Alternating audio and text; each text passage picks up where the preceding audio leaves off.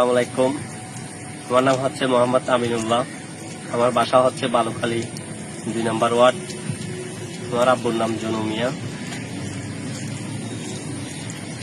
আমি একজন সংবাদকর্মী।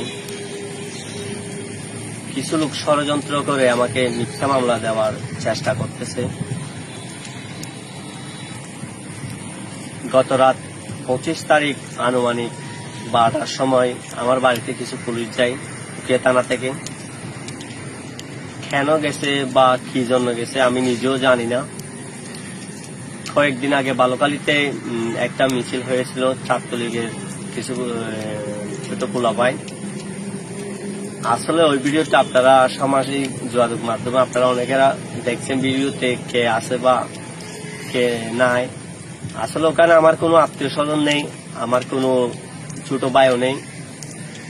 ওই ভিডিওর ভিত্তিতে বালুখালী থেকে কিছু সাধারণ জনগণ, অসহায় মানুষ উকিয়া থানার পুলিশ ধরে নিয়ে গেছে। ওখানে আমার ছোট ভাইকেও নিয়ে গেছে আমাকে না পেয়ে। পুলিশ কি জন্য খুঁজতেছে, আমাকে কি কারণে খুঁজতেছে আমি নিজেও জানি না। আমার ছোট ভাই যদি রাজনীতি করে থাকে বা কোন রাজনীতিকে গিয়ে যদি একটা ছবি তুলে থাকে, আপনারা যাচাই করে দেখেন। আমি উকিয়া থানার ওসি মোহাম্মদ আরিফ স্যারের উদ্দেশ্য করে বলতেছি, আপনি একজন নিরীহ মানুষকে কি জন্য ধরছেন, কি জন্য সালাম দিচ্ছেন? আপনি এটা মামলা করার আগে এটা আপনার তদন্ত করা উচিত ছিল, আপনি যাচাই করা উচিত ছিল। উনি কি আসলে কি রাজনীতির সাথে সংক্ষিপ্ত? উনি কি আসলে রাজনীতি করে? উনি তো কোনোদিন আওয়ামী লীগও করে নাই, কোনোদিন বিএনপিও করে নাই, বা কোন রাজনীতির সাথে সংক্ষিপ্ত না। উনি একজন খেটে খাওয়া মানুষ। উনি একজন হচ্ছে ড্রাইভার, ওনার লাইসেন্স আছে, সবকিছু আছে। উনি ট্যাঙ্কালির একটা ডাম্পার চালায়। ওনার ওয়াইফ বর্তমানে পেটনিক অবস্থায়। কাল কুতুফালংয়ে তার একটা ছেলে সন্তান হয়েছিল। আসলে দুঃখের সাথে বলতে হচ্ছে যে এভাবে যদি উকিয়া থানার পুলিশ যদি আমাদের হয়রানি করে, আমরা সাধারণ জনগণ যাবো কোথায়? আমরা যদি তাদের কাছে যদি কোনো আশ্রয় বা কোনো কিছু না পাই, তাহলে আমাদের টাইটা কোথায় যাবে? আমাদের আশ্রয়টা কোথায় হবে? যদি পুলিশরা যদি এভাবে আমাদের হয়রানি করে বা গিয়ে করে, কয়েকদিন যাবত আমি বাসায় থাকতে পারতেছি না। কেন? আমার অপরাধটা কি? আমি কি সংবাদকর্মী হিসাবে নিউজ করাতে এটা আমার অপরাধ? তাহলে আমার অপরাধটা কি? আমি কি কোনো রাজনীতির সাথে সংক্ষিপ্ত ছিলাম, বা কোনো রাজনীতিকে কি আমার নাম আছে, বা কোনো রাজনীতিকের মিটিং এ কি আমি গিয়েছিলাম, বা ওয়ার্ড পর্যায়ে কি আমার কোনো নাম পদবি বা কোনো কিছু আছে? এটা আপনারা যাচাই করেন। এটা আপনাদের যাচাই করা উচিত। আপনারা পুলিশ হিসাবে, পুলিশরাও যদি অন্যায় করে, তাহলে সাধারণ মানুষের কে যদি হয়রানি করেন, আর আমরা যাবো কোথায়? আমাদের আশ্রয়টা কোথায় হবে? আমরা একটা আসামি ধরার আগে এটা যাচাই করবেন, উনি কি রাজনীতির সাথে সংক্ষিপ্ত ছিল এবং রাজনীতি করে। 25 তারিখ রাতে যে আসামিগুলি ধরে নিয়ে গেছিল, ওখানে আমার ছোট ভাই ছিল। আসলে সেই কোন রাজনীতির সাথে সংক্ষিপ্ত না। তাকে মিথ্যা মামলা দিয়ে কেন হয়রানি করা হয়েছে? কি কারণে আপনারা হয়রানি করছেন? এটা যাচাই করেননি কেন? ওই দিন রাতে প্রায় 15 থেকে 16 জন মতো আসামি ধরা হয়েছিল। ওখান থেকে 7 জন কেন সালাম গেছে, বাকিরা গেছে কোথায়? আমার বাসা থেকে একজন বারাতি থাকে, ওনার বাসা কক্সবাজার। উনি কোনো রাজনীতি করে না, বালুখালী পান বাজারে ছোট্ট একটা দোকান করে। উনি কোনো রাজনীতির সাথে সংক্ষিপ্ত না।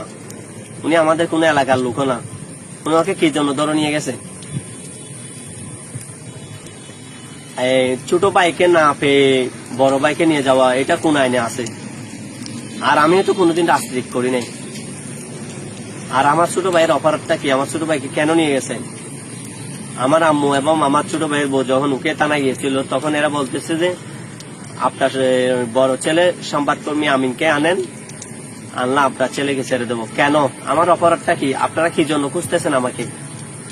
এই দেশে কি কোনো বিচার নাই? এটা স্বাধীন বাংলাদেশ, স্বাধীন বাংলাদেশে যদি আমরা স্বাধীনভাবে চলতে না পারি, তাহলে আমরা যাব কোথায়? তাহলে আমাদের তাইটা কোথায়? আপনারা যদি প্রশাসনরাও যদি হয়রানি করেন, আপনাদের কাছে যদি আমরা জিম্মি হয়ে থাকতে হয় স্বাধীন বাংলাদেশে, তাহলে আমরা যাব কোথায়? আপনারা প্রশাসনরা